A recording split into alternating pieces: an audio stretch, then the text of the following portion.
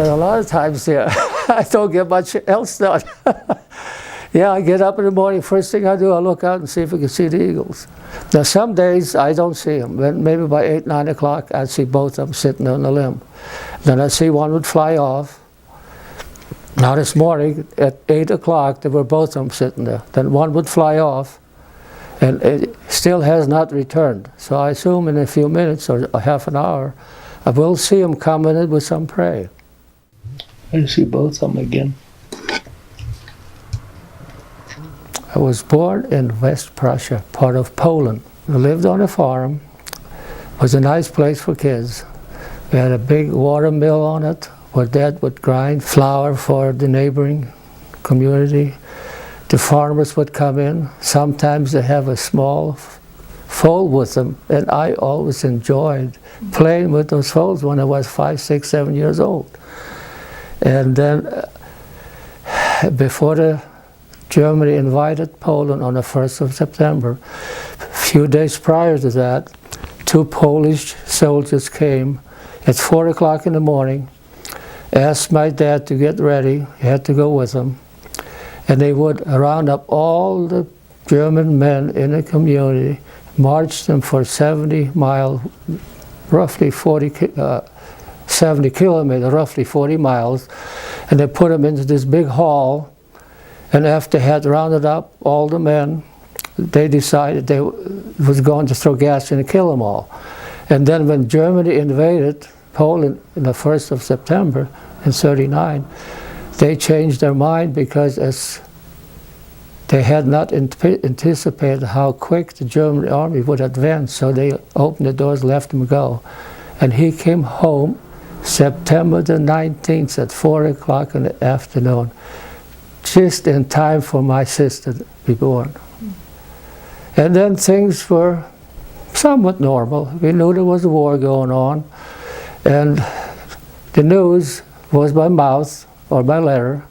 We had no radio, no television at the time.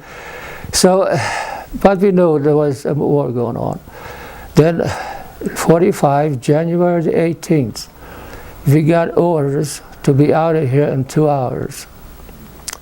So, Dad, he would fix up the wagon, put a little hut in the back, put straw on the wagon and line it with straw, and we used feather ticks to line the outside of it. And then after 6 hours, finally we left. You don't change your clothes for 2.5 months, and you never change your shoes, you never wash your face. You only had enough water sometimes to take a little rag and wipe out your eyes. So it stays with you.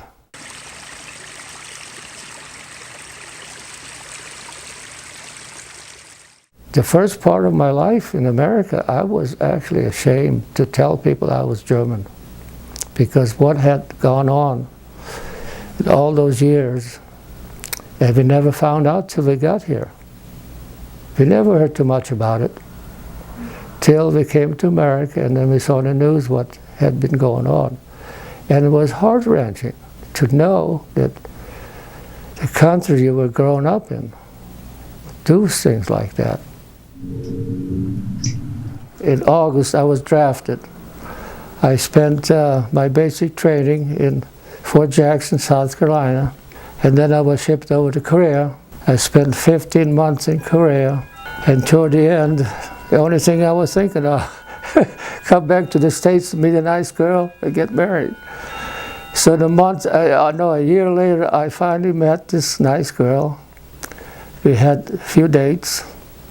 On the 3rd date, I thought to myself, now this is the girl I want to hold on to. And then a year later we got married, and we had a wonderful life. We got married for 58 years.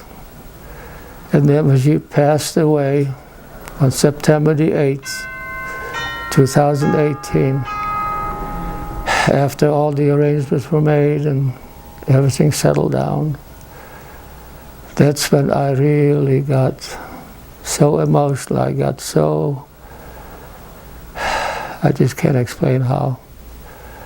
the grief takes over, the loneliness takes over.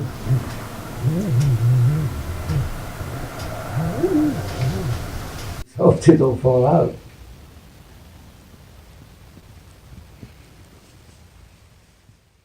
I said, I was sure they had young. They were feeding the young. Sure enough, this went on and on. And now, today is Good Friday, and it's been about 6 weeks since they hatched.